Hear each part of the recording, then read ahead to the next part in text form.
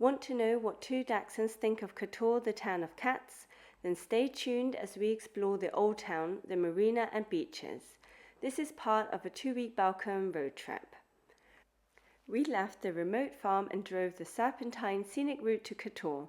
The top of the mountain gave the most incredible views. We stopped for a coffee to enjoy the magical views of the sea below. This was the beginning of the serpentine road, so caffeine was needed. There is a cable car that takes you from Kotor to Cook, which is slightly higher than the road I took. If you don't fancy the scary serpentine drive, then the cable car is a good option where you can still see these amazing views.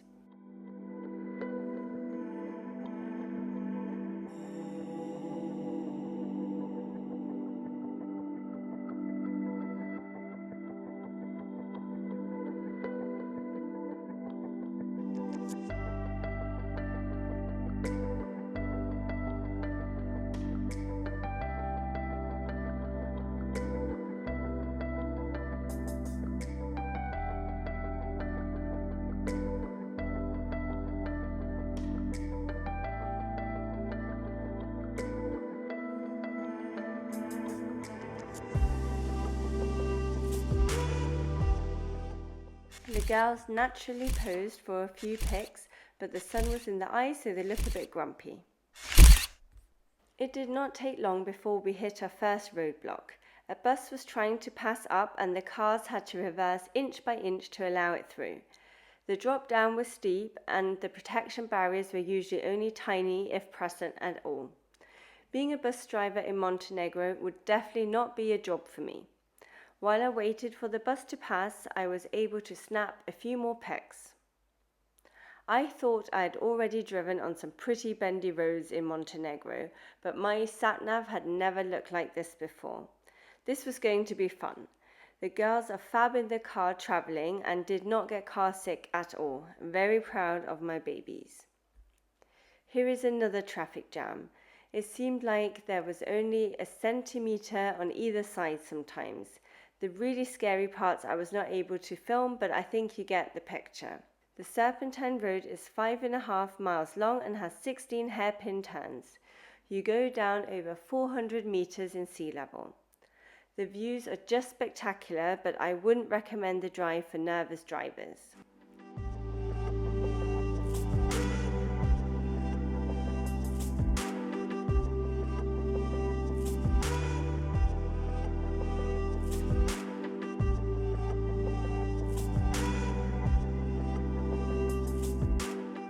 We made it down safely and checked into our Airbnb.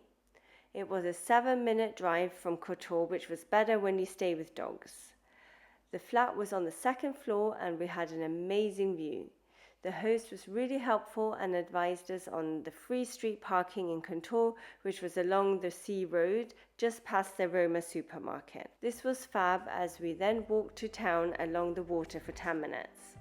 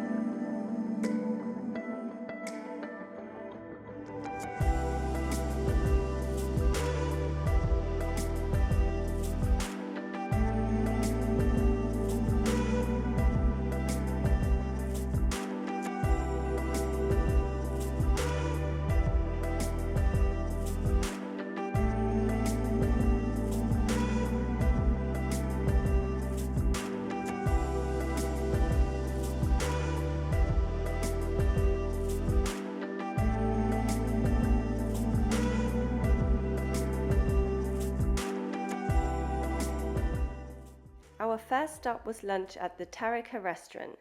This was also recommended by the host. I always want to eat local traditional food. They had a mix of everything and the food was delicious. The mashed potato balls were so good. The girls waited patiently for their taste testing.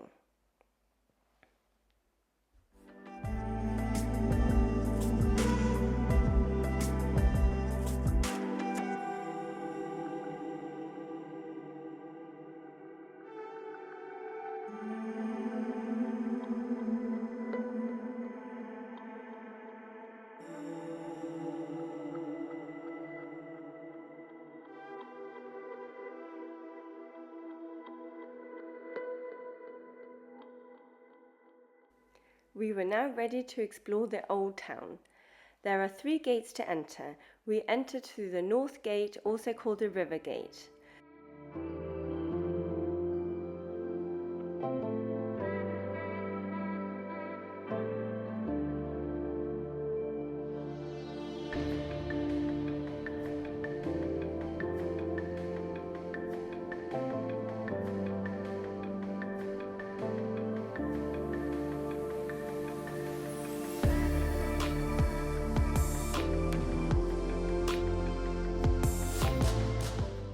The old town was incredible. We were immediately greeted by 2 friendly stray dogs that guarded the area. They were collared, which means they were vet-checked and friendly. The old town is known for the many cats that used to protect the people from mice and rats. They were provided with shelters and food places. They seemed really happy chilling and posing.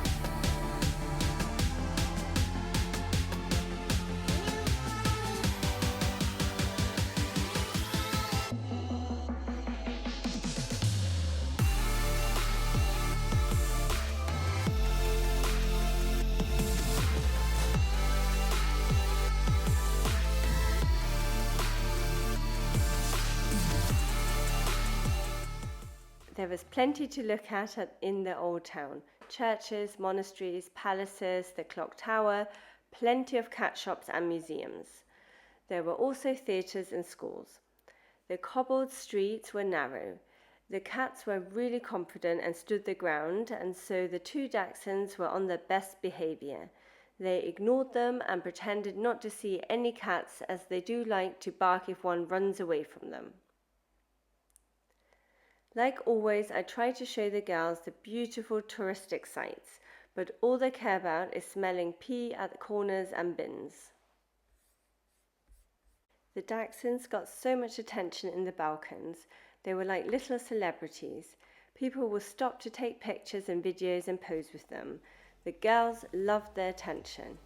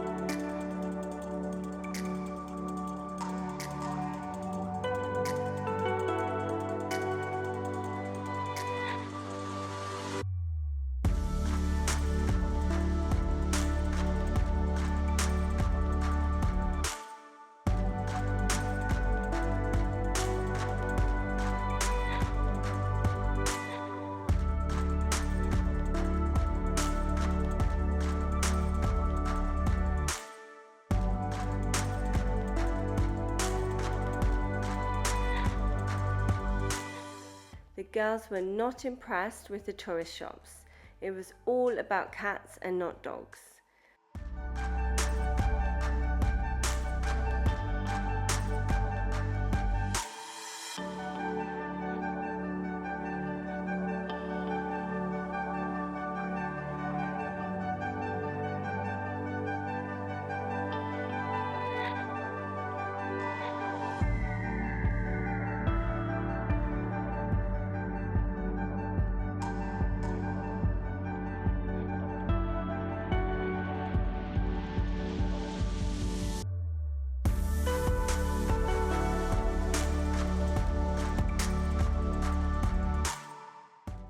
We only visited the cat museum from the outside. A cat was making its way in without buying a ticket.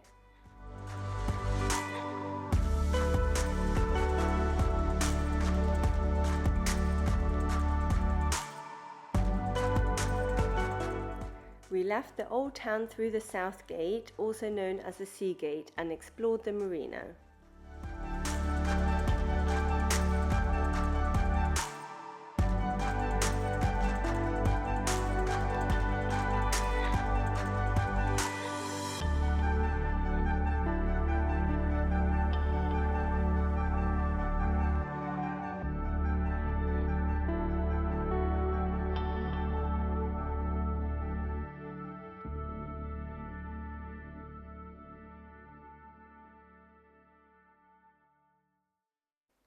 Here is the river where we entered the old town further up. The girls loved to be on the grass rather than on the pebbles as it was much cooler. The old town was pretty much shaded by the buildings, but we also went late afternoon so it was not too hot. We walked all along the harbour back to the car.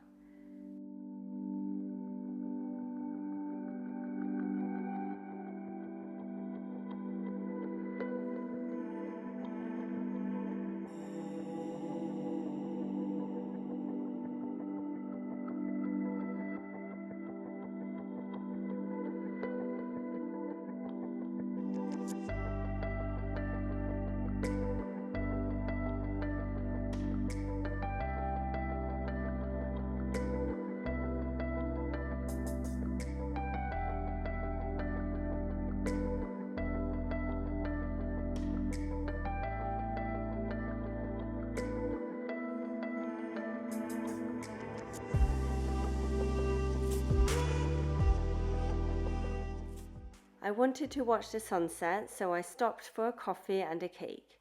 The mountains in the background are just spectacular.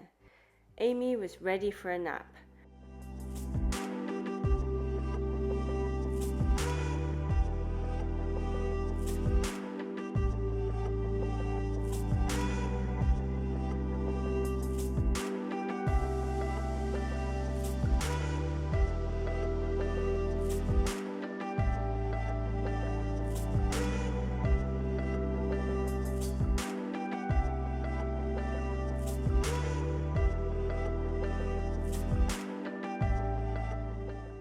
We were back at our parking spot and the girls were ready for bed.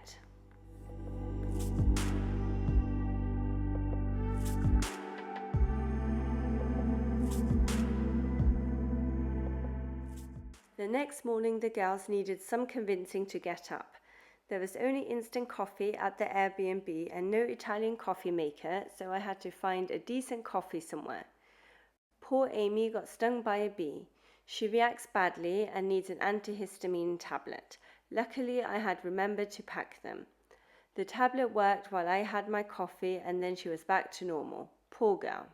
Opposite the Airbnb was the sea, but dogs were not allowed in most parts and it was far too busy. The host had recommended a lovely, small, quiet, dog-friendly beach that was a 5-minute walk away.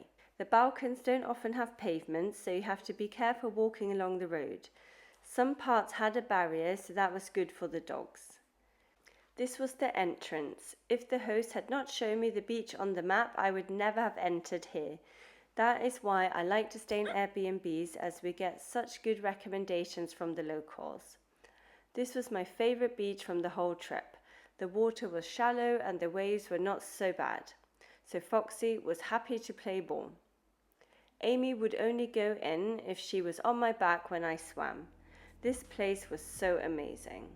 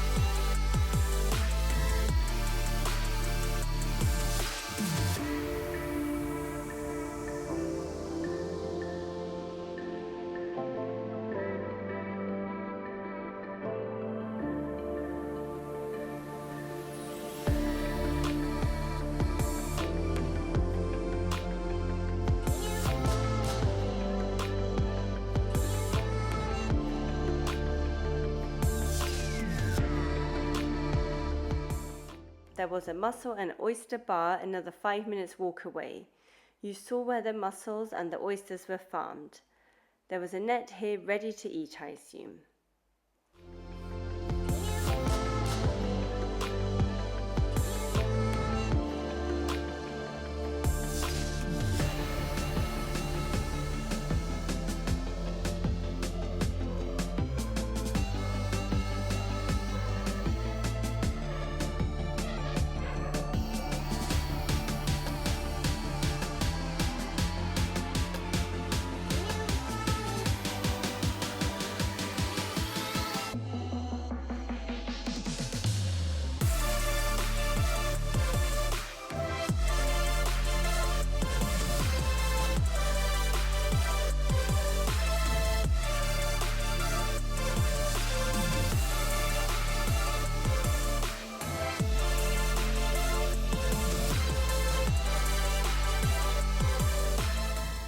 The girls needed a nap, so we headed back to the accommodation as it was quite hot and Foxy just wants to play ball and will not rest outside.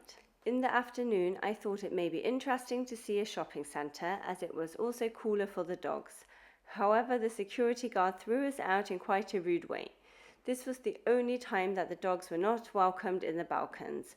Otherwise, the people were really friendly towards them. So instead we drove to Perest, which was a 40-minute drive. It is a tiny town from which you can see 2 small islets. It was so busy and there was no parking available, so I decided to head back to the beach where we had spent the morning. We watched an amazing sunset. At first, Foxy was reluctant to enter the water, but then she decided it was fun after all.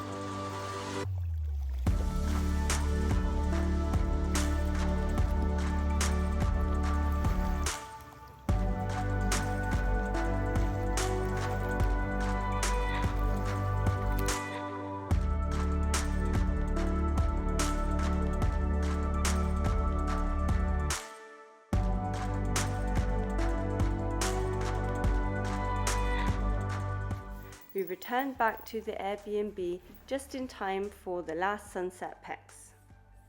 The next morning it was time to pack the car. The only downside was that there was no direct parking at the Airbnb. We had to park at a car park behind another Aroma supermarket.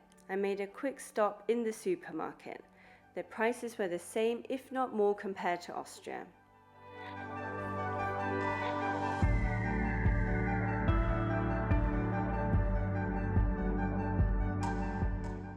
I finally found some tube lights that I needed. The EU only allows the sale of LED lights and they don't fit my lights. It was time to re-enter the EU. Hello Croatia and goodbye Montenegro. I absolutely loved my time in Montenegro. We will see you in Croatia in the next video. Please like and subscribe for more Dachshund fun.